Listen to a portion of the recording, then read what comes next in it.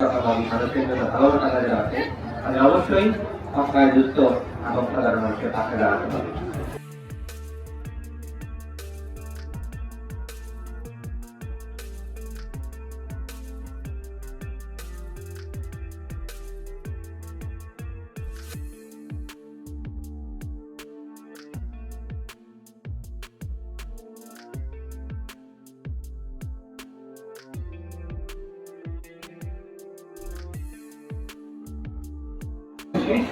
আমাদের এই প্রোগ্রামটি আমাদের দীর্ঘদিন যাবত আমরা করে আসছি এবং এই প্রোগ্রামটির জন্য আমরা নিজস্ব আন্তরিকতা দিয়ে আমাদের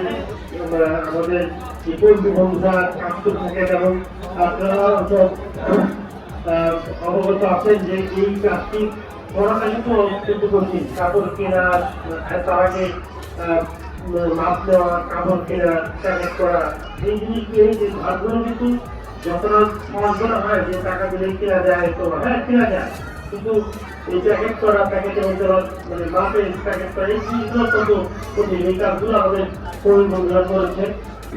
আমরা সবাই ব্যাপারে সজাগ থাকি। আর যারা উপস্থিত আছো প্রিয় শিশুরা, তোমরা সবকিছুই তোমরা পাবে, কিন্তু তোমাদের একটা জিনিস ঠিক রাখতে হবে। সেটা কি? সেটা হলো পড়াশোনা।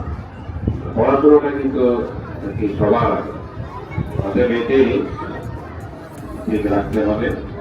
আছে যেটা সত্যজিৎ বলেছে যে বাড়িতে বাড়িতে গিয়ে মাপ নিয়ে আসা, তারপর সেই অনুযায়ী মানে এর মধ্যে একটা যত্ন আছে।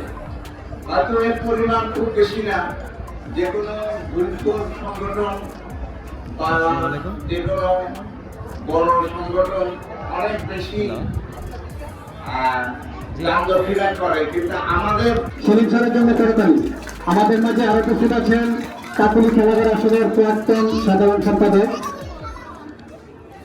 বাংলাদেশ রেল উচ্চ বিদ্যালয়ের প্রধান শিক্ষক জনাব মুক্তার হোসেন স্যার।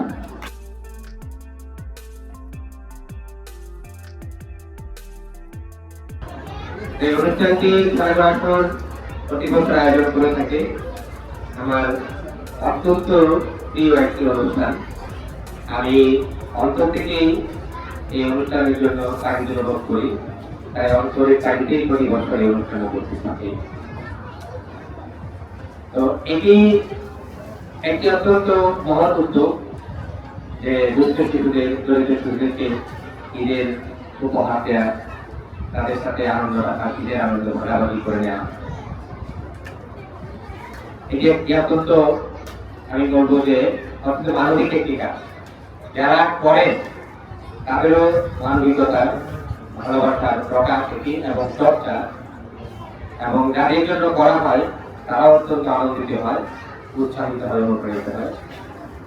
তো আমরা আসলে যে বাঙালি স্বপ্ন দেখি, আমরা চাই না যে কোনো শিশু দরিদ্র থাকুক, তার জন্য আমাদের আলাদাভাবে আমরা উদ্যোগ নিয়ে কোথাকে ব্যবস্থা করতে হবে।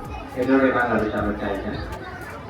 আমরা স্বপ্ন দেখি যে একটি দারিদ্র্যমুক্ত বাংলাদেশ হবে, সকল মানুষ দারিদ্র সীমার উপর উঠে আসবে, প্রত্যেকে স্বাবলম্বী হবে, তাদের ছেলে মেয়েদেরকে বেসিক দিক তুলে দেবে, কর্মবর্ত শিক্ষা, শিক্ষা বাসস্থান, এটি ব্যবস্থা তারা করতে পারবে। তাহলে রাষ্ট্র সেগুলোর ব্যবস্থা করবে। কোনো মানুষ যেন কোথায় কষ্ট না পায়, তাদের ইচ্ছার যেন সুযোগ সুবিধা থেকে যেন তারা বঞ্চিত না হয়, তাদের অন্য বস্ত্র বাসস্থান, শিক্ষা, চিকিৎসা এগুলো যেন নিশ্চিত হয়। এই ধরনের বাংলাদেশে আপনার সম্পর্কে তাহলে এই স্বপ্ন অবশ্যই একদিন ইনশাআল্লাহ বাস্তবায়িত হবে। তখন আর আমাদের শিশুদের হাতে আমাদের উদ্যোগ নিয়ে চলে যাবে। তো যা হোক, যতদিন সমাজে দুস্থ মানুষ থাকবে, দরিদ্র মানুষ থাকবে, অসহায় মানুষ থাকবে, আমাদের সবার যারা আমরা মানুষের কথা ভাবি, দেশের কথা ভাবি, মানুষের জন্য ভালোবাসা যাদের আছে, তাদের অবশ্যই অসহায় দুস্থ এবং সাধারণ মানুষের পাশে দাঁড়াতে হবে।